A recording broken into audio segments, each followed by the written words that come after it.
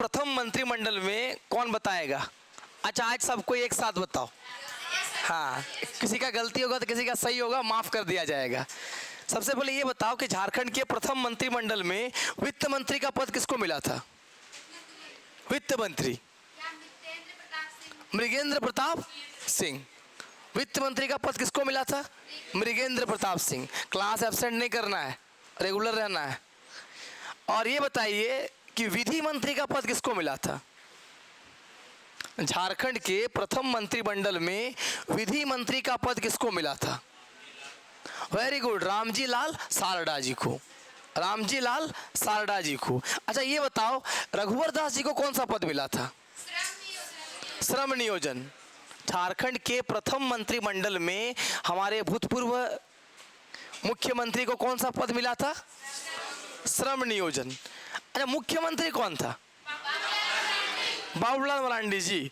अच्छा, पहले मंत्रिमंडल में विज्ञान एवं प्रौद्योगिकी मंत्री कौन था?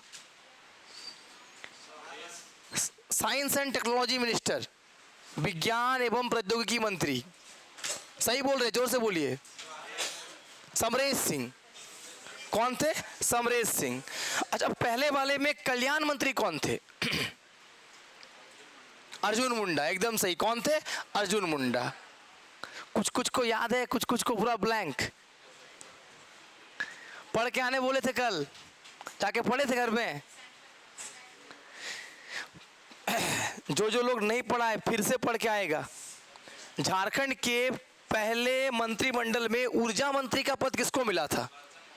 लालचंद महतो। लालचंद महतो।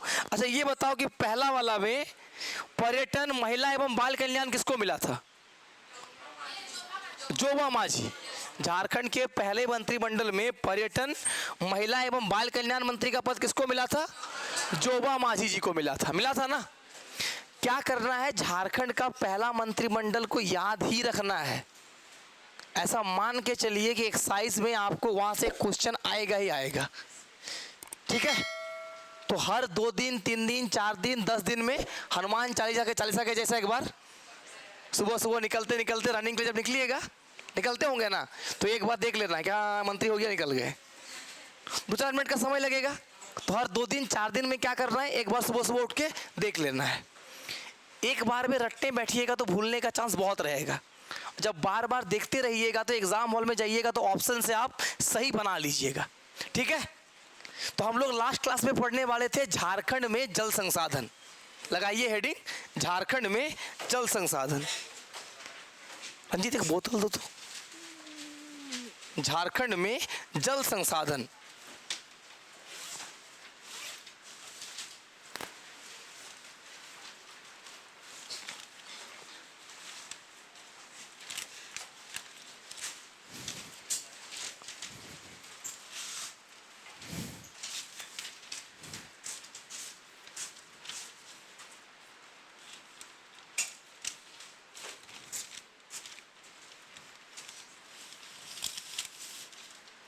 लगाए हेडिंग, झारखंड में जल संसाधन।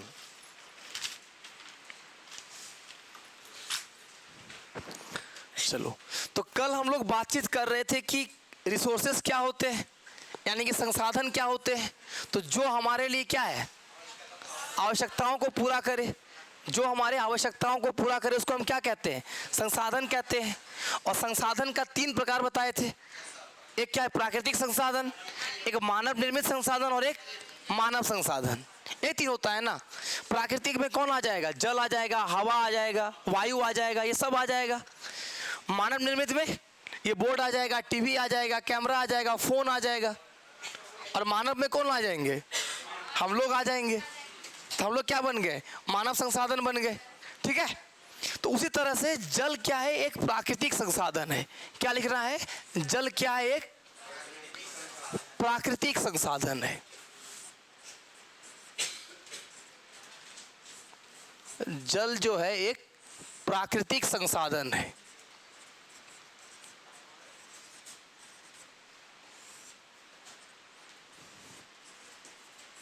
जल क्या है? एक प्राकृतिक संसाधन है। क्या जानते हैं हम लोग कि जल के बिना जैव मंडल यानी कि बायोस्फीयर बोल सकते हैं, जैव मंडल का विकास संभव ही नहीं है। जल संसाधन के बिना जैव मंडल का विकास संभव ही नहीं है, पॉसिबल ही नहीं है। पहला पॉइंट क्या बोल रहे हैं कि जल क्या है? एक प्राकृतिक संसाधन है। कैसा संसाधन है? प्राकृतिक संसाधन। जल एक प्राकृतिक संसाधन है और जल के बिना जैव मंडल का विकास संभव ही नहीं है। इधर से आके बैठ जाओ, नहीं तो पीछे जगह नहीं है, उधर है, जरा आ जाओ।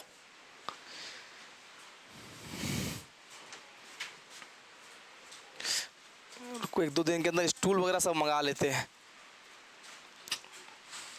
जल एक प्राकृतिक संसाधन है, जल के बिना क्या संभव नहीं है? जैव मंडल का विकास संभव नहीं है। सर जैव मंडल कहने का मतलब जहां पे जीवन हो। जैव मंडल कहने का मतलब क्या कहिएगा? जहां पे क्या हो? जीवन संभव हो, जीवन संभव हो। इसीलिए हम लोग क्या कहते हैं? जल ही जीवन है। बोलते हैं ना कि जल ही क्या है? जीवन है। क्योंकि बिना जल का कहीं पर भी क्या होगा? जो आपका जैव मंडल है, बायोस्फीयर है, वो संभव ही नहीं है, पॉसिबल ही नहीं है। ठीक उसी तरह से हवा के बिना भी संभव नहीं है। अगर एक सेकंड के लिए ऑक्सीजन गायब हो जाए, सोच के देखिए, एक सेकंड के लिए ऑक्सीजन गायब हो जाए तो पूरा धरती क्या हो जाएगा? त्राहिमाम हो जाएगा, विनाश हो जाएगा। हमारे अंदर जितना जल है H2O, ऑक्सीजन खत्म हो गया तो क्या बचा? हाइड्रोजन, हल्का गैस। बॉडी को क्या हो जाएगा? बस्ट कर जाएगा, फट जाएगा, सारा गैस निकल जाएगा, अंदर से निकल जाएगा ना। तो ये सब क्या है? प्राकृतिक संसाधन है। पहला पॉइंट क्लियर हुआ कि जल क्या है? प्राकृतिक संसाधन है और जल के बिना ना तो जैव मंडल बनेगा, ना ही जीवन संभव है। ऐसे भी दुनिया में आप कोई भी प्राचीनतम सभ्यता को देख ले, दुनिया की कोई भी प्राचीनतम सभ्यता को देख ले। सभ्यता समझते हैं आप लोग? सिविलाइजेशन, जहाँ पे कभी ना कभी लोगों का क्या हुआ है? बसवास हुआ है, लोग निवास किए हैं। जैसे आज हम लोग क्या कहते हैं? ये भारतीय सभ्यता है, बोलते हैं ना। ये चाइना की सभ्यता है। प्राचीन काल में क्या था? मिस्र की सभ्यता, सिंधु घाटी सभ्यता, मेसोपोटामिया की सभ्यता। तो ये सब सिविलाइजेशन है। तो दुनिया में जितना भी सिविलाइजेशन है वो देखिएगा किसी ना किसी नदी के किनारे ही हुआ है। दुनिया की जितनी सारी प्राचीन सभ्यताएं थी वो कभी ना कभी किसी ना किसी नदी के किनारे ही हुआ है। देखिए हम कुछ एग्जांपल दे रहे हैं, तो लिख लीजिए। पहला पॉइंट लिखिए, मानव सभ्यता का प्राचीन इतिहास। मानव सभ्यता का प्राचीन इतिहास हमें यह बताता है, मानव सभ्यता का प्राचीन इतिहास हमें यह बताता है कि सभ्यता का विकास, प्राचीन इतिहास हमें यह बताता है कि सभ्यता का विकास, मानव सभ्यता का प्राचीन इतिहास हमें यह बताता है कि सभ्यता का विकास, सभ्यता का विकास हमेशा हमेशा जल के साथ साथ, हमेशा जल के साथ साथ, अर्थात नदियों के किनारे हुआ है, अर्थात नदियों के किनारे हुआ है। अब आपके दिमाग में आएगा, सर समुद्र किनारे क्यों नहीं हुआ? जल तो ज़्यादा समुद्र में है। समुद्र में पानी कैसा होता है? पीने योग्य नहीं होता है। सिंचाई करेंगे तो खेत मर जाएगा। तो कैसा पानी चाहिए जिससे सिंचाई कर सके, पीने योग्य पानी हो सके? तो हम लोग क्या कहते हैं कि सभ्यता का विकास हमेशा क्या हुआ है? जल के साथ साथ हुआ है, अर्थात नदियों के किनारे में हुआ है। किसके किनारे हुआ है? नदियों के किनारे हुआ है।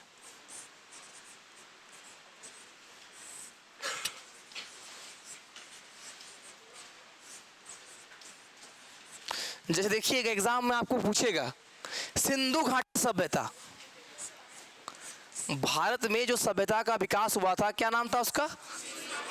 सिंधु घाटी सभ्यता, या फिर क्या बोला जाता है इसको? हड़प्पा सभ्यता, है ना। सिंधु घाटी सभ्यता या फिर हड़प्पा सभ्यता। इंडस वैली सिविलाइजेशन, हड़प्पा सभ्यता। यहाँ पे दो मेन नदी है, सिंधु नदी और सरस्वती नदी। सिंधु नदी के नाम पर ही क्या पड़ा है, सिंधु घाटी सभ्यता। तो आपसे ये नहीं पूछेगा सिंधु घाटी सभ्यता किस नदी के किनारे है, आपसे क्या पूछेगा हड़प्पा सभ्यता किस नदी के किनारे है। क्योंकि इतना तो एग्जामिनर के पास है कि सिंधु घाटी लिख के देंगे तो ऐसे ठीक क्या मारेगा सिंधु, तो ऐसे तो पूछेगा नहीं, क्या पूछेगा हड़प्पा सभ्यता किस नदी के किनारे हुआ था। नहीं, हड़प्पा नामक जगह मिला था रावी नदी के किनारे। पूरा जो सभ्यता हुआ है वो सिंधु और उसकी सहायक नदी के किनारे हुआ है ना। तो मेन रिवर क्या बोलना है, सिंधु नदी। सिंधु घाटी सभ्यता में एक जगह का नाम था हड़प्पा, ठीक वैसे ही एक जगह का नाम था मोहनजोदड़ो, एक का नाम क्या था राखीगढ़ी। तो सिंधु घाटी सभ्यता का साइट था, लेकिन मेन नदी कौन था, सिंधु नदी, और इसके साथ में कौन सा नदी, सरस्वती नदी।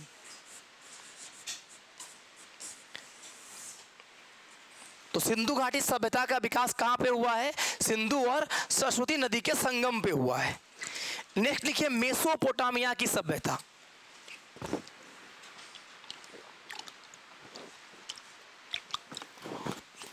मेसोपोटामिया की सभ्यता, मेसोपोटामिया कहने का मतलब इराक, ईरान, सऊदी अरब जो इलाका है उसकी हम लोग बात कर रहे हैं। कौन सा सभ्यता, मेसोपोटामिया की सभ्यता।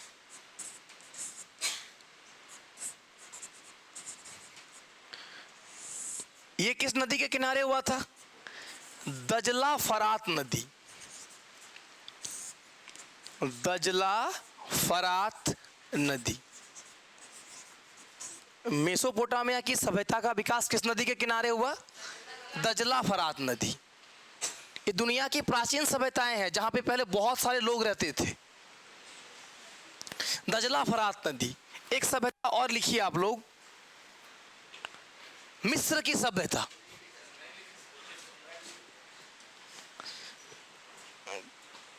ये देखो मेसोपोटामिया की सभ्यता कौन सा नदी, दजला फरात नदी, दजला फरात नदी। इसके बाद कौन सा सभ्यता आएगा, मिस्र की सभ्यता। तो मिस्र की सभ्यता किस नदी के किनारे है, नील नदी। लिखना है मिस्र की सभ्यता, मिस्र की सभ्यता।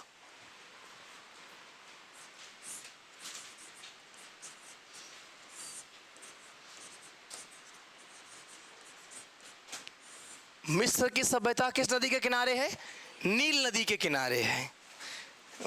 इसी कलर से लिख देते हैं क्या, नील नदी।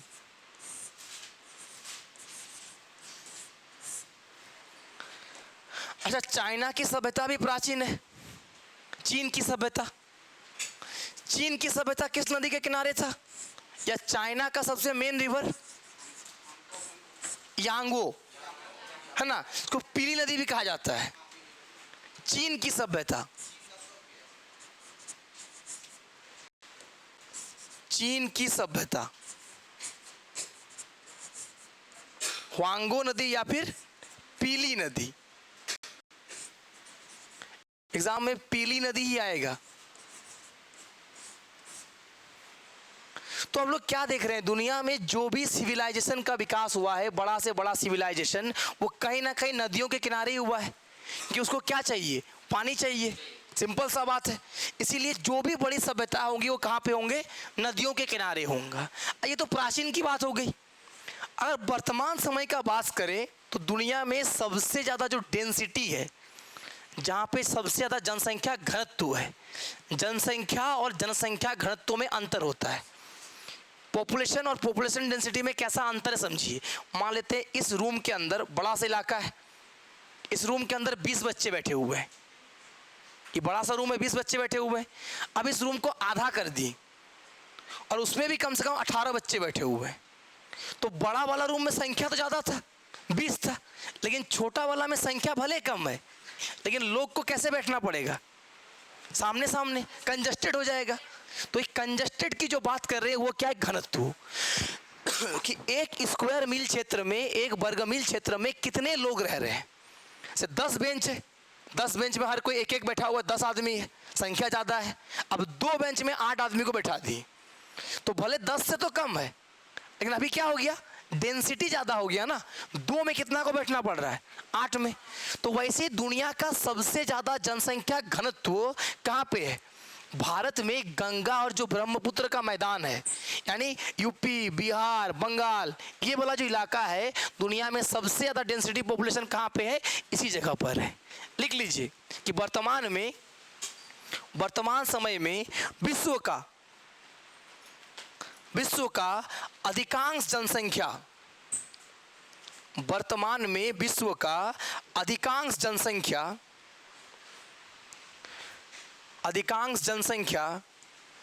नदी घाटियों में ही, वर्तमान में विश्व का अधिकांश जनसंख्या नदी घाटियों में ही वास करते हैं, मतलब रहते हैं, नदी घाटियों में ही रहते हैं। वर्तमान में विश्व का अधिकांश जनसंख्या कहाँ रहता है? नदी घाटियों में ही रहते हैं। और लिखिए, सर्वाधिक जनसंख्या घनत्व वाला क्षेत्र, विश्व का सर्वाधिक जनसंख्या घनत्व वाला क्षेत्र, सर्वाधिक जनसंख्या घनत्व वाला क्षेत्र गंगा एवं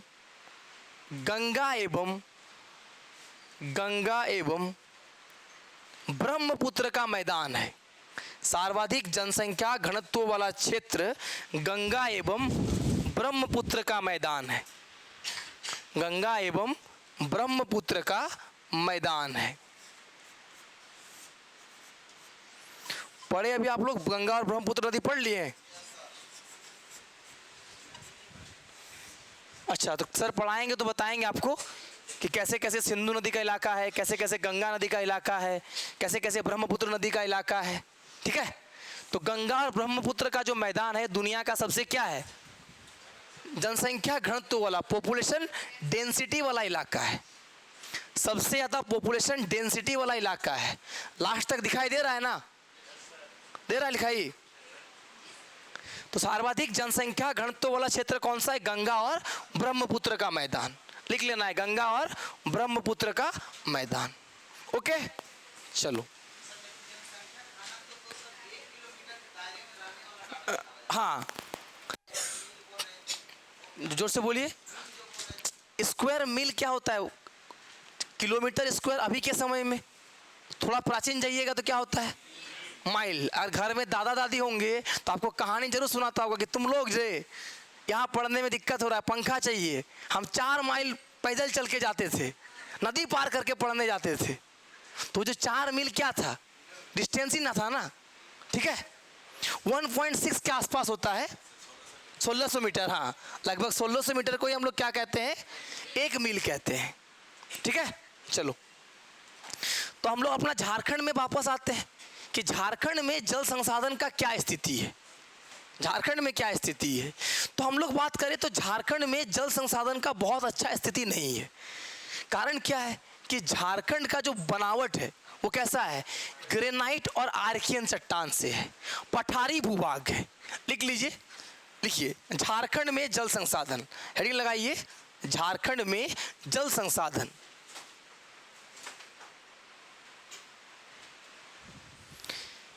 लिखिए, झारखंड में जल संसाधन का संरक्षण अनिवार्य है।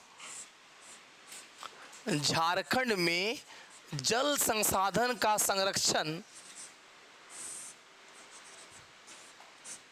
झारखंड में जल संसाधन का संरक्षण मतलब कंजर्वेशन ऑफ वाटर रिसोर्सेस, जल संसाधन का संरक्षण अनिवार्य है।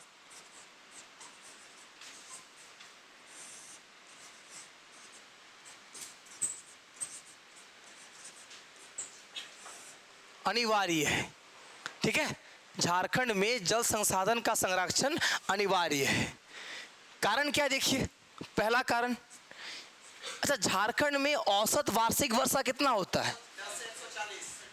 हाँ लगभग अगर बोले थोड़ा सा बढ़ा के हम लोग 125 से लेकर 150 सेंटीमीटर, 140 यहाँ का क्या एवरेज है, लिख लीजिए। झारखंड में औसत वार्षिक वर्षा,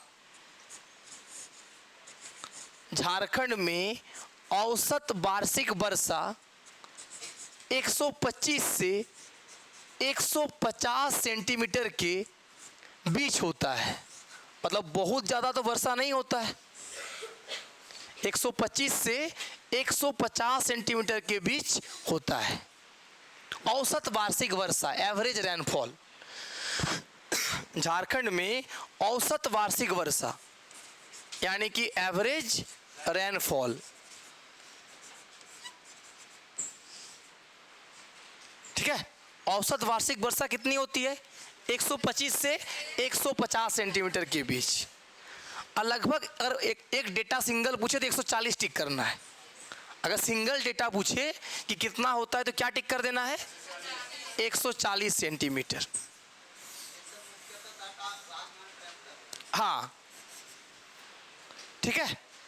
तो झारखंड में औसत वार्षिक वर्षा कितना बोलिएगा, 150 से 25 से 150 के बीच। और सीधा सीधी पूछ ले तो 140। आगे आते हैं, इतना भी वर्षा होता है तो इतना में भी काम चल जाता अगर यहाँ का क्या होता, जल को संरक्षण करने का क्षमता होता। आगे क्या लिखना है कि झारखंड का निर्माण छोटा नागपुर का पठार, झारखंड का निर्माण छोटा नागपुर का पठार। झारखंड में दो सबसे इंपॉर्टेंट क्षेत्र है, देखिए कौन कौन सा।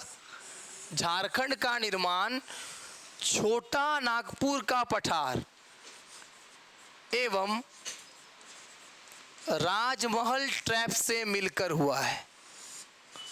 छोटा नागपुर का पठार एवं राजमहल ट्रैप से मिलकर हुआ है।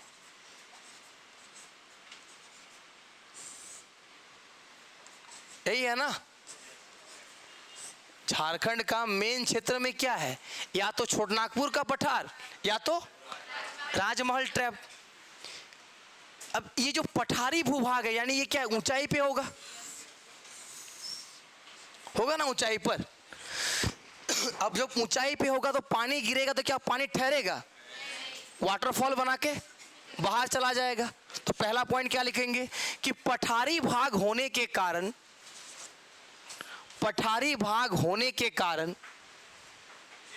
इसी में पॉइंट देके लिखेंगे, पठारी भाग होने के कारण वर्षा का जल नहीं ठहर पाता है।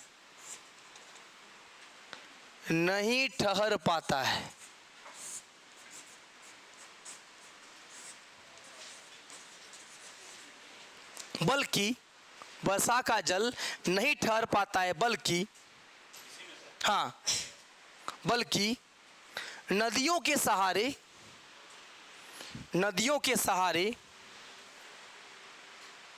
राज्य से बाहर चला जाता है। तुरंत नदी बना, नदी वाला में याद करो क्या बताए थे, सारा नदी निकल रहा था, कोई बिहार जा रहा था, कोई बंगाल जा रहा था, कोई उड़ीसा जा रहा था ना। तो नदियों के सहारे जल कहाँ चला जाता है, बाहर चला जाता है। क्योंकि हम लोग का राज्य कैसा है, पहाड़ी क्षेत्र है। सेकंड पॉइंट में लिखेंगे कि झारखंड का क्षेत्र या झारखंड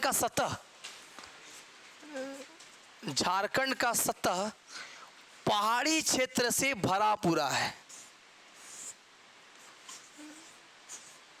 हर जगह कुछ ना कुछ पहाड़े हैं।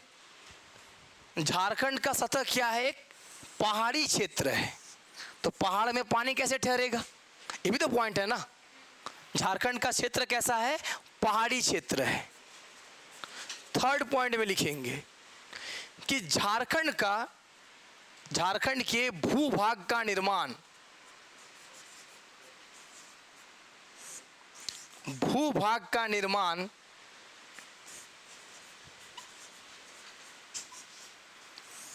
आर्कियन एवं, झारखंड के भूभाग का निर्माण ऊपर लिख दे, देखिएगा, आर्कियन एवं ग्रेनाइट चट्टान से हुआ है। झारखंड के भूभाग का निर्माण आर्कियन एवं किससे हुआ है? ग्रेनाइट चट्टान से हुआ है। आर्कियन एवं ग्रेनाइट चट्टान से हुआ है। क्लियर? आगे क्या लिखना है इसी में? इस प्रकार के चट्टानों में हाँ इसी में कि आर्कियन एवं ग्रेनाइट प्रकार के चट्टानों में छिद्र नहीं पाए जाते हैं। जो चट्टान है ना, इसमें होल नहीं होगा। छिद्र मतलब होल, हाँ रंध्र बोलते हैं उसको हम लोग। इस प्रकार के चट्टानों में क्या नहीं पाए जाते? छिद्र। छिद्र मतलब क्या बोल रहे हैं हम लोग? होल की बात कर रहे हैं। रंध्र कहते हैं ना, वही। छिद्र नहीं पाए जाते, इस कारण झारखंड का जल धारण क्षमता बहुत कम है। पानी हुआ, पानी ऊपर में ही रहेगा, अंदर जा ही नहीं रहा है। मतलब पानी का क्या नहीं हो रहा है? अवशोषण नहीं हो रहा है। क्यों नहीं हो रहा है अवशोषण? एक तो पठारी भाग है, पत्थर वाला इलाका है, तो पत्थर में पानी डालेंगे तो क्या पत्थर पानी को अब्सॉर्ब करेगा? बाहर गिरा देगा। सेम यहाँ पे हो रहा है। क्या कह रहे हैं हम लोग? झारखंड का जो भूभाग है, जो इलाका है, वो किससे बना हुआ है? आर्कियन और ग्रेनाइट चट्टान से बना हुआ है, जिस कारण से इसमें क्या नहीं है? छिद्र कम है। और छिद्र कम है तो जल धारण करने का क्षमता भी क्या है? कम है। जब जल धारण करने का क्षमता कम होगा तो भूमिगत जल क्या हो जाएगा? बहुत कम। अब आता है सर ये भूमिगत जल क्या है? तो जल दो प्रकार का होता है।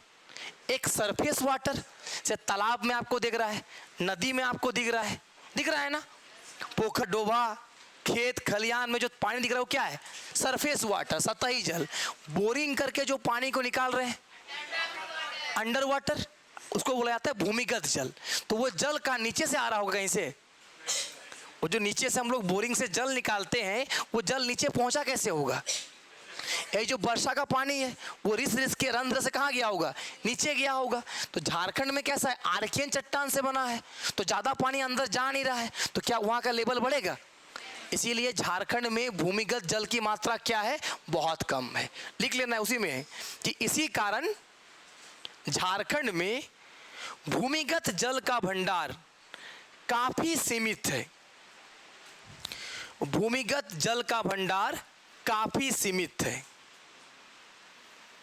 इसी कारण झारखंड में भूमिगत जल का भंडार, अंडर वाटर, भूमिगत जल का भंडार काफी सीमित है। मतलब बहुत कम है। सीमित मतलब लिमिटेड है। भूमिगत जल का भंडार लिमिटेड है। समझ में आया? सीमित मतलब लिमिटेड, कि इतना ही है, ज़्यादा नहीं है। अनलिमिटेड नहीं है कि जितना मन है उतना खर्चा करो। जैसे घर से मिलता है ना पैसा, तो 28 तारीख आते आते क्या हो जाता है? ख़त्म हो जाता है, क्योंकि लिमिटेड है। वही अगर अनलिमिटेड मिलता तो चलते रहता है ना। तो वही वाला बात है। चलो, यानी पैसा क्या मिलता है? तो आप लोग क्या कहते हैं कि घर से क्या होता है? लिमिटेड पैसा मिलता है। बताना पड़ता है इस काम के लिए देना होगा, बताना पड़ता है ना, जरूरी भी है। आपके सक्सेस में वो एक बहुत बड़ा योगदान है। इसको मिलते जाएगा ना, फिर वो पढ़ाई लिखाई करेगा नहीं, कोई फर्क ही नहीं पड़ता उसको ना। क्या करेगा? बोले पैसा तो मिल ही रहा है, खाते रहो सोते रहो। तो बहुत बड़ा योगदान है। खैर, अब हम लोग देखते हैं कि झारखंड में कुल कितना जल संसाधन है, ये सब हम लोग देखेंगे। लेकिन इससे पहले एक नोट डालिए। हाँ, NOTE नोट, पैसा लिखने नहीं बोल रहे हैं, नोट डालिए। मतलब पैसा नहीं रखना है, नोट लिखना है। NOTE नोट लिखिए। नीति आयोग के अनुसार, नाम सुने हैं ना आप लोग? नीति आयोग। नीति आयोग के अनुसार, what is the full form of NITI Aayog? इस नीति का फुल फॉर्म क्या है? इसका नाम है नीति आयोग। हम लोग लिख रहे हैं कि नीति आयोग के अनुसार। जोर से बोलो।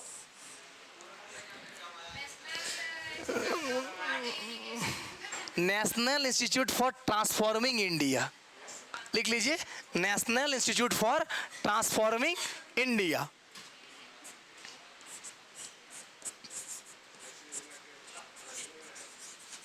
नेशनल इंस्टीट्यूट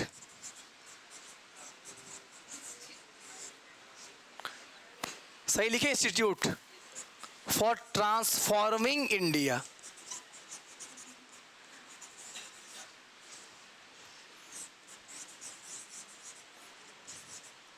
ये भारत का एक बहुत बड़ा संगठन है जो भारत को रेगुलेट करता है, नीति आयोग।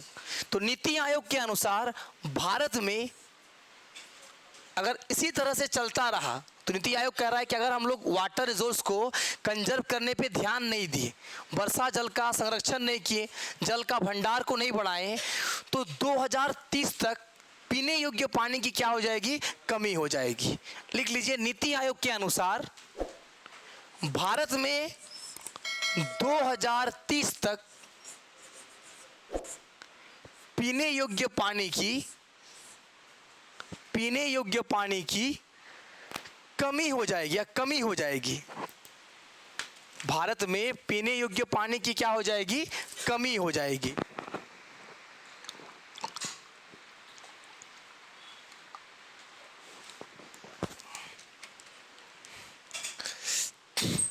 ठीक है, नीति आयोग के अनुसार भारत में 2030 तक पीने योग्य पानी की क्या हो सकती है, कमी हो सकती है। अगर ऐसा ही चलता रहे तो, और अगर लोग थोड़ा सा जागरूक हो जाएं, सुबह गए ब्रश लगाएं, नल को बंद नहीं कर रहे हैं, ब्रश कर रहे हैं, पानी बह रहा है, ये सब आदत सुधर जाए। वर्षा जल रोड में कहीं पाइप फट गया, बह रहा है, देखते होंगे। इन सब में धीरे धीरे सुधार किया जाए, धीरे धीरे ठीक होते जाए तो वर्षा जल बच सकता है, पीने योग्य पानी की कमी नहीं होगी। लेकिन अगर ऐसा ही चलता रहे तो क्या हो जाएगा, कमी हो जाएगा। ठीक है, चलो अब हम लोग देखते हैं कि इस पानी को बढ़ाने के लिए सरकार क्या क्या कर रहा है, थोड़ा सा वो भी देख लेते हैं। हम लोग सेंट्रल वाला देख लेते हैं, फिर हम लोग झारखंड वाला भी देखेंगे। तो लिखिए, वर्षा जल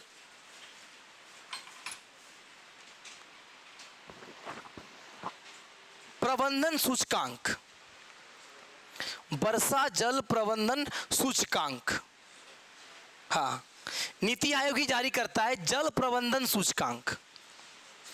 पहली बार कब जारी किया था, 2018, जल प्रबंधन सूचकांक। लिख लीजिए, किसके द्वारा जारी होता है, नीति आयोग के द्वारा। और पहली बार कब हुआ था, 2018 में हुआ था। लिख लिए, जल प्रबंधन सूचकांक नीति आयोग के द्वारा 2018 में जारी किया गया था। ये एक सूचकांक है जिसमें हर स्टेट को ये चेतावनी दिया जाता है कि आप कैसा परफॉर्म कर रहे हैं और कैसा परफॉर्म नहीं कर रहे हैं। ठीक है, स्टार देके नेक्स्ट लिखिए, देश की पहली जल नीति यानी कि राष्ट्रीय जल नीति, देश की पहली जल नीति, देश की पहली जल नीति, राष्ट्रीय जल नीति। जीएस वाला सेक्शन में एग्जाम में पूछ सकता है, इसलिए हम सोचे कि ये सब भी आप लोग एक बार लिख ही लीजिए। राष्ट्रीय जल नीति कब आया था, 1986 में, और लागू कब हुआ, 1987 में लागू हुआ था।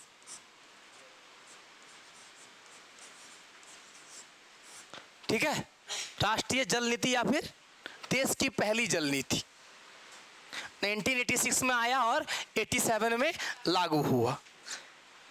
नेक्स्ट लिखेंगे, राष्ट्रीय जल बोर्ड का गठन 1990 में किया गया।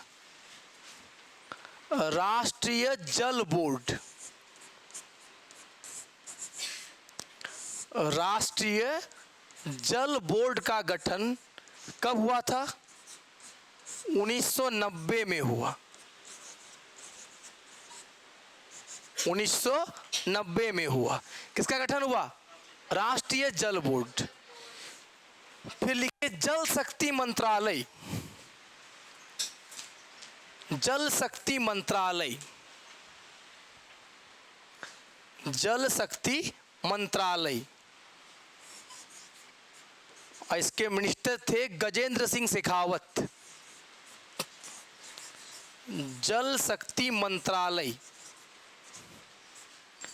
ये हम लोग देख रहे हैं कि सेंट्रल में क्या क्या काम हो रहा है ना। जल शक्ति मंत्रालय, गजेंद्र सिंह शेखावत।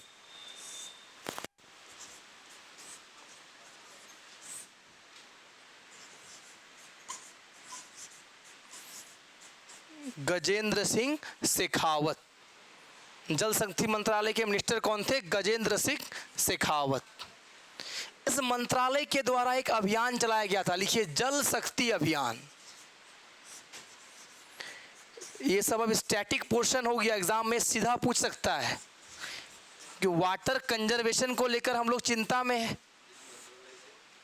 जल शक्ति अभियान 1 जुलाई 2019 कब चालू हुआ था? 1 जुलाई 2019।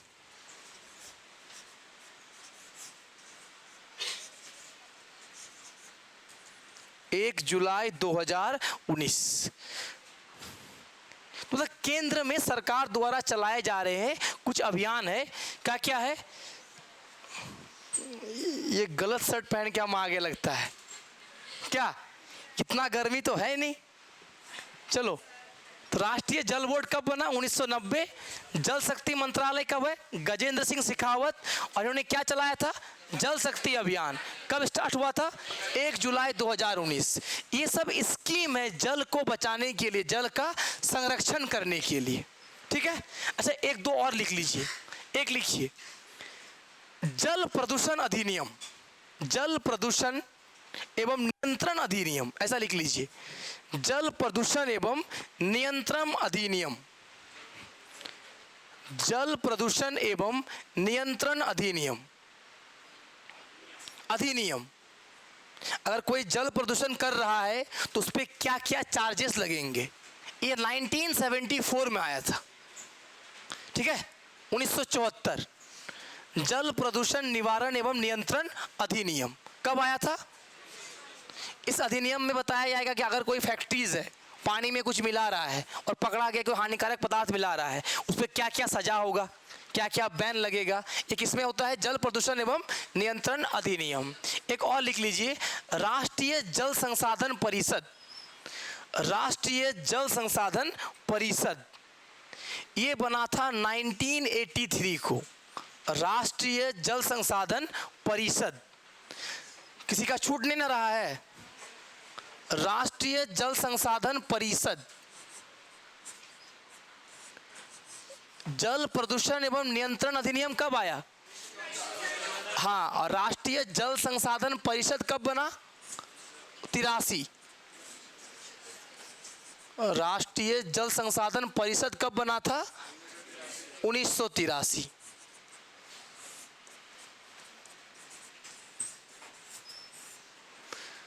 मतलब सेंट्रल में जल को बचाने के लिए क्या क्या स्कीम चल रहा है वो सब हम लोग देख लिए। क्या क्या देख लिए? जल नीति, देश की पहली जल नीति कब आया? 86 में। जल बोर्ड का गठन कब हुआ? 90 में। जल संसाधन परिषद का गठन कब हुआ?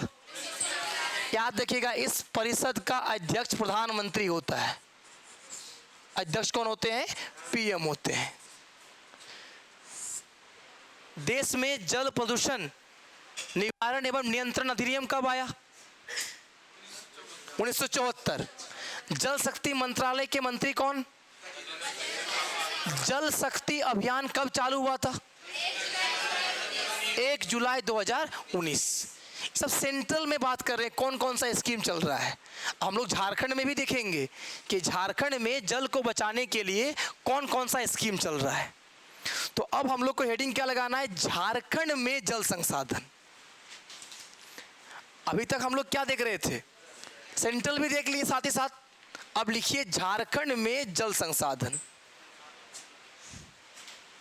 झारखंड में जल संसाधन। देखिएगा, एक अनुमान लगाया गया है कि झारखंड में लगभग 28,781 मिलियन घन मीटर क्या है? पानी है। लिख लेना है झारखंड में कुल जल संसाधन, झारखंड में पॉइंट वाइज लिखते चलना है, झारखंड में कुल जल संसाधन, एरो देके लिखना है। झारखंड में कुल जल संसाधन कितना है? 28,781 मिलियन घन मीटर क्यूब बोलते हैं हम लोग, घन मतलब मिलियन क्यूब मीटर, मिलियन घन मीटर, ये कुल पानी है। एक अप्रोक्सीमेटली डेटा की बात किया जाए तो झारखंड में कुल कितना पानी है? 28,781 मिलियन घन मीटर। घन मतलब क्या होता है? Cubic, cubic metre. कि जल को हम लोग किस में मेजर करेंगे? डेंसिटी, सॉरी वॉल्यूम में ना। 1 लीटर तो मीटर क्यूब, लंबाई चौड़ाई ऊंचाई तीनों होगा वही क्यूबिक मीटर। अच्छा इसमें दोनों होगा ना, दोनों कहने का मतलब सरफेस भी होगा और भूमिगत भी होगा। तो एक साइड में लिखना है सतही जल, सरफेस वाटर, सतही जल, और एक साइड में क्या लिखना है? भूमिगत जल, भूमिगत जल मतलब ग्राउंड वाटर। एक साइड में सतही जल और एक साइड में भूमिगत जल। सतही जल कितना है? इसमें से 23,789 मिलियन घन मीटर क्या आपको मिल जाएगा? Surface water. तो अपने से माइनस करके लिखिए भूमिगत कितना होगा। अब उसके लिए भी मत पूछो, माइनस कीजिए। 23,789 मिलियन घन मीटर क्या है? Surface water.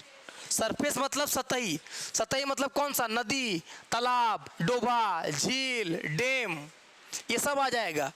सरफेस वाटर में कौन कौन आ जाएगा? नदी आ जाएगा, झील आ जाएगा, डैम आ जाएगा, तालाब आ जाएगा, और क्या आ जाएगा? डोभा हुआ आ जाएगा। डोभा, पोखर जितना आप लोग देखते हैं सब क्या है? सरफेस वाटर है।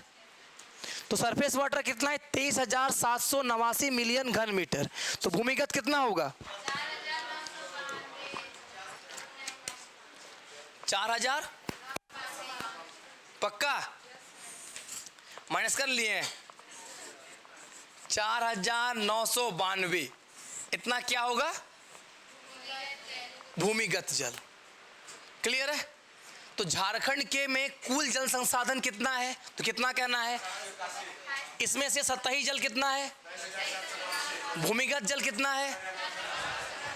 अब मान लेते हैं परसेंटेज में पूछ ली, तो याद रखना है कि लगभग अप्रोक्सीमेटली की बात करें, लगभग 82.7% क्या है? Surface water.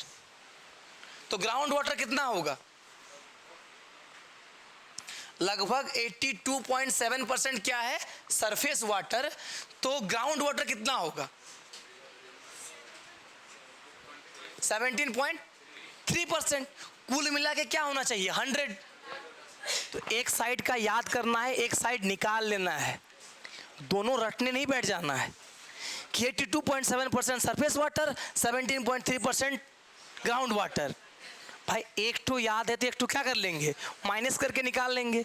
याद करने के लिए दुनिया में बहुत चीज पड़ा हुआ है, नहीं पड़ा हुआ है तब। तो भूमिगत कितना हो जाएगा? 17.3 क्या %। याद रहेगा कि झारखंड में कुल जल संसाधन 28,781 मिलियन घन मीटर, इसमें से सरफेस वाटर 23,789, ग्राउंड वाटर यानी कि 17.3%। अब सरकार को तो टेंशन है कि इसको बढ़ाना होगा, तो ये भी हम लोग देखेंगे कि इसको बढ़ाने के लिए सेंट्रल अपना कर रहा था, झारखंड सरकार क्या क्या कर रहा है देखना पड़ेगा ना। लिखिए, झारखंड सरकार द्वारा जल संसाधन को, झारखंड सरकार द्वारा जल संसाधन को बढ़ाने हेतु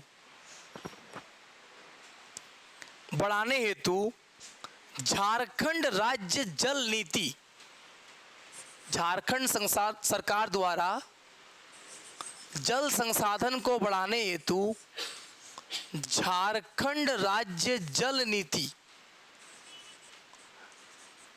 का निर्माण, झारखंड राज्य जल नीति का निर्माण कब करेगा? 1990 में करेगा। हाँ, तो ऑप्शन में वैसा ही आएगा। तो 2000 के बाद झारखंड बना है, तो जो भी झारखंड राज्य का नीति बनेगा कब बनेगा? तो ये झारखंड राज्य में जल नीति का निर्माण होगा 2011 में। झारखंड सरकार द्वारा झारखंड राज्य जल नीति का निर्माण कब होगा? 2011 में हुआ था। याद रहेगा? पूछेगा राष्ट्रीय जल नीति कब बना था? 1986। और झारखंड राज्य जल नीति 2011। याद रहेगा? झारखंड राज्य का जल नीति 2011 और सेंट्रल में कब बना था? 1986। चलिए अब देखते हैं और कौन सा स्कीम है। और यहाँ से एक सवाल बनेगा वेरी वेरी इंपॉर्टेंट। जब कोरोना के समय हम लोग देखिए कि सरकार प्रवासी मजदूरों को लेके आया ना, तो उनको रोजगार देना बहुत बड़ा एक मुद्दा था। तो याद कीजिए 4 मई 2021 को, 4 मई 2021 को सरकार के द्वारा 3 स्कीम लॉन्च किया गया था। एक था बिरसा हरित ग्राम योजना, एक था नीलांबर पीतांबर जल समृद्धि योजना, और एक क्या था? पोटो हो खेल विकास योजना। पोटो हो खेल विकास योजना। स्कीम तीनों लिखेंगे, पर हम लोग का भी एक से काम है। क्या कह रहे हैं हम लोग? सरकार द्वारा 4 मई 2021 को 3 स्कीम लॉन्च किया गया था। पहला का नाम क्या था? बिरसा हरित ग्राम योजना। बिरसा हरित ग्राम, इसके तहत गांव में क्या लगाया जाएगा? पेड़ लगाया जाएगा, आम का पेड़, कटहल का पेड़। तो बिरसा हरित ग्राम योजना, पहला योजना ये आया था। दूसरा कौन सा था? नीलांबर पीतांबर जल समृद्धि योजना। इसी को आज हम लोग पढ़ेंगे। पानी वाला है ना? नीलांबर पीतांबर जल समृद्धि योजना।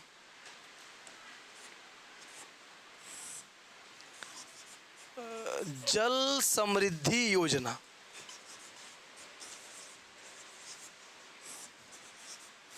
नीलांबर पीतांबर जल समृद्धि योजना। और तीसरा कौन सा योजना था? पोटो हो खेल विकास योजना। पोटो हो, पोटो सरदार थे, आंदोलन में पढ़ेंगे हम लोग। पोटो हो खेल विकास योजना।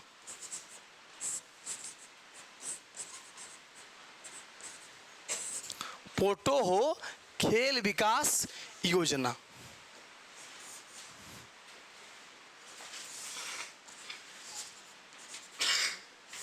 ठीक है, ये 3 स्कीम लॉन्च हुआ था। हाँ, ये तीनों स्कीम लॉन्च हुआ था एक ही दिन में। बिरसा हरित ग्राम, नीलांबर पीतांबर और पोटो हो। तो अभी हम लोग नीलांबर पीतांबर को समझेंगे, क्योंकि किसके बारे में है? जल के बारे में है। लगाइए हेडिंग, नीलांबर पीतांबर जल समृद्धि योजना। नीलांबर पीतांबर जल समृद्धि योजना।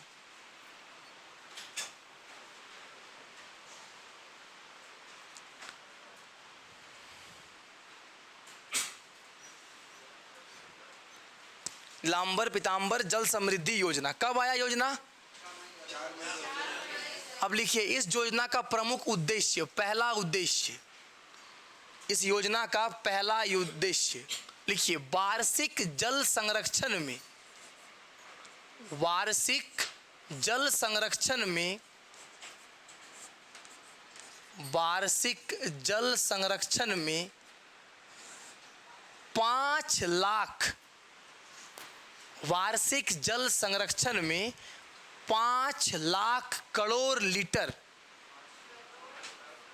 5 लाख करोड़ लीटर वार्षिक जल संरक्षण में 5 लाख करोड़ लीटर वृद्धि करना, कि एक साल में कितना लीटर जल बचा लेंगे? 5 लाख करोड़ लीटर जल बचा लेंगे। 5 लाख लीटर नहीं, 5 लाख करोड़ लीटर वृद्धि कर लेंगे। पहला लिख लिए। दूसरा लिखिए, अब इसको वृद्धि करने के लिए क्या बनाना होगा? जगह बनाना होगा, डैम बनाना होगा, डोबा बनाना होगा। इसमें क्या होगा? मनुष्य को रोजगार मिलेगा। तो नेक्स्ट उद्देश्य लिखिए, नेक्स्ट पॉइंट लिखिए, लगभग 10 करोड़ मानव रोजगार दिवस, 10 करोड़ मानव रोजगार दिवस का सृजन। कहने का मतलब जल संरक्षण करने के लिए जो डोभा बनाएंगे वो जेसीबी से नहीं खुदवाएंगे, नरेगा के तहत करवाएंगे। और जब नरेगा के तहत काम होगा तो काम कौन करेगा? हम लोग करेंगे, आदमी करेगा। उनको क्या मिलेगा? रोजगार मिलेगा। तो लगभग 10 करोड़ मानव रोजगार दिवस का सृजन।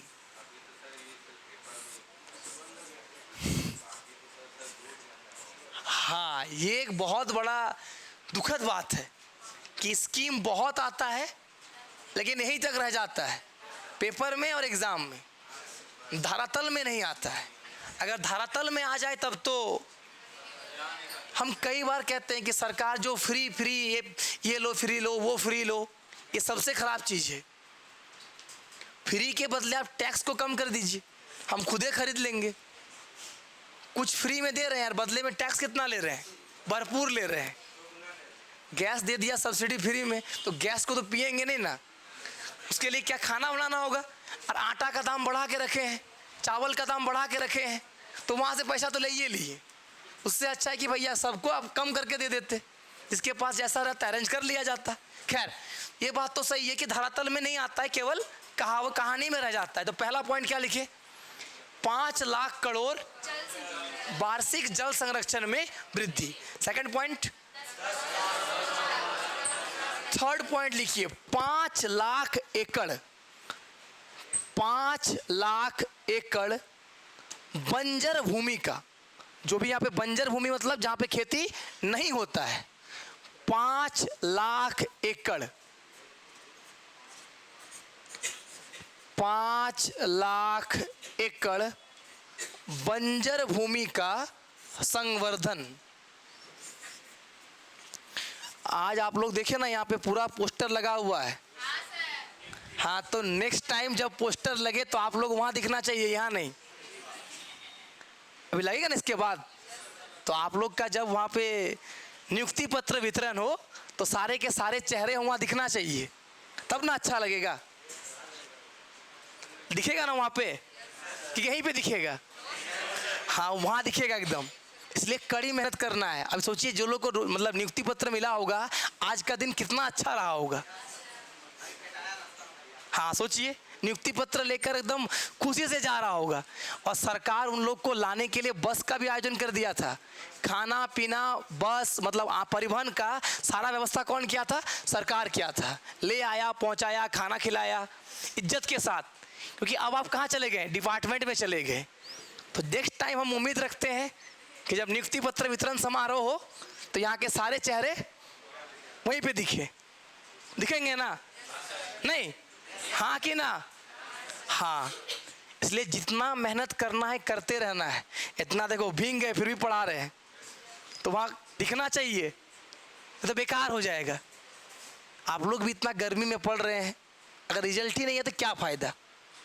मेन कारण वही ना, उद्देश्य क्या है इस क्या ये वाला? देखो ये वाला केस में फंस गया था। ये एग्ज़ाम शायद हमको लगता है कि 18-19 में हुआ था। 18-19 में एग्ज़ाम हुआ था, 18-19 में एग्ज़ाम हुआ था। फिर बीच में केस में कुछ फंस गया था। लेकिन केस में फंसे कुछ भी हो, नियुक्ति तो मिल गया ना। फाइनली आपको क्या मिला? रिजल्ट चाहिए, और रिजल्ट आपको मिला।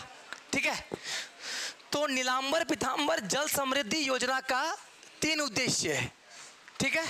अच्छा, साथ ही साथ हमारा क्लास जो YouTube में देखता है, बहुत सारे लोगों का कंप्लेन आता है कि सर रेगुलर क्लास नहीं आता है।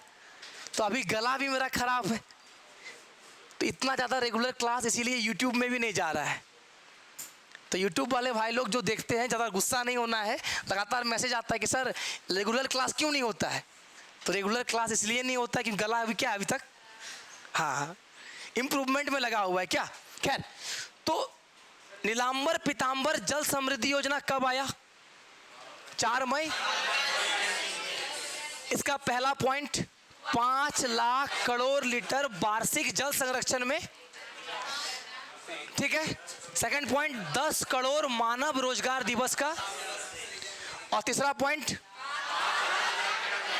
5 लाख एकड़ बंजर भूमि का संवर्धन। 5 लाख एकड़ बंजर भूमि का संवर्धन। संवर्धन, संरक्षण नहीं। अच्छा, बंजर भूमि को क्या संरक्षण दोगे कि बंजर का बंजर बना रहे? संवर्धन करने का मतलब उसको हम लोग कृषि योग्य बनाएंगे। क्या बनाएंगे? कृषि योग्य बनाएंगे, ठीक है। ये स्कीम कौन लेकर आया? हेमंत सोरेन जी। इससे पहले कौन था? तो वो क्या पीछे रहा होगा? उनके समय एक स्कीम आया था। इस स्कीम के बारे में आप लोग जानते भी होंगे, डोभा निर्माण। पूरा गांव गांव में देखे होंगे डोभा बन रहा था। डोभा तो नहीं बन रहा था, घास छील दे रहा था। और फिर उस डोभा का क्या होता? सुंदरीकरण। एक टर्म आप लोग सुनते होंगे कि इस तालाब का सुंदरीकरण किया जा रहा है।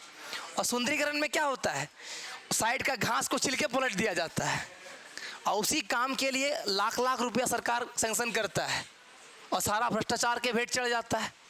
सबसे बड़ा इश्यू यही है। तो लिखिए, नोट करके नेक्स्ट लिखिए, डोभा निर्माण परियोजना। डोभा निर्माण परियोजना अगर एग्जाम में पूछे कब आया था? 2015। 2015 से 17 तक का टेन्योर था इसका। डोभा निर्माण परियोजना रघुवर सरकार में आया था। लगभग 6 लाख डोभा का निर्माण करने वाला था। परियोजना,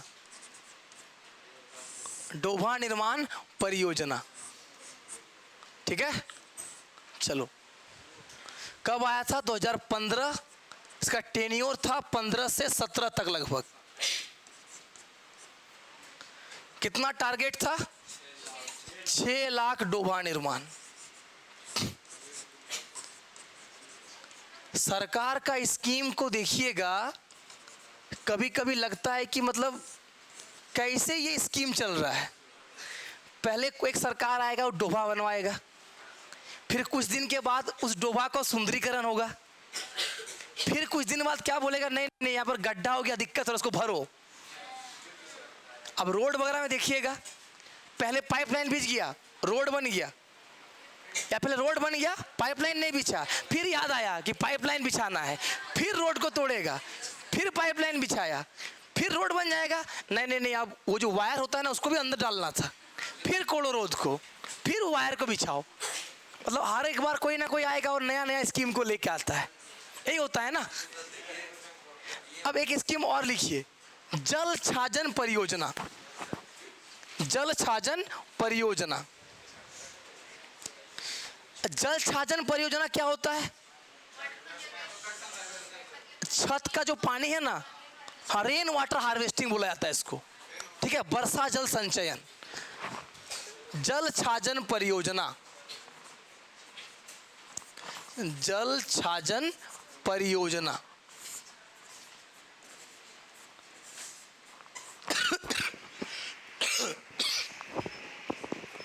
ये 2016 में आया था।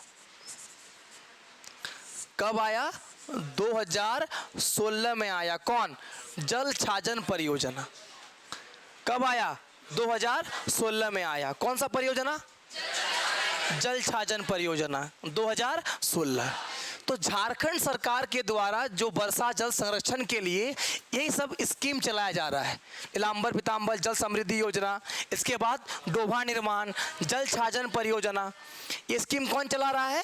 झारखंड सरकार। और झारखंड राज्य जल नीति कब आया था? केंद्रीय जल नीति कब आया था?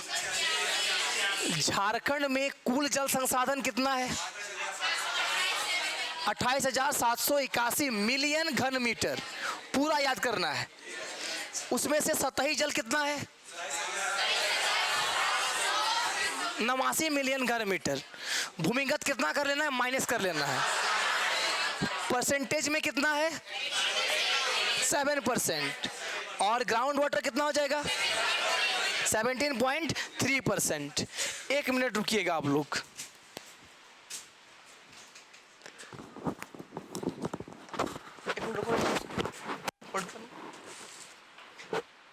अब एक लास्ट एक पॉइंट लिख लेते हैं, इसके बाद हम लोग अब कल पढ़ेंगे। क्या लिख लेना है कि झारखंड राज्य में इस वर्ष सूखा घोषित कर दिया गया था, जानते होंगे आप लोग। तो लिखिए कि इस वर्ष झारखंड राज्य के 22 जिलों के, इस वर्ष झारखंड राज्य के 22 जिलों के, झारखंड राज्य के 22 जिलों के, झारखंड राज्य के 22 जिलों के 226 प्रखंड को, झारखंड राज्य के 22 जिलों के 226 प्रखंड को सूखाग्रस्त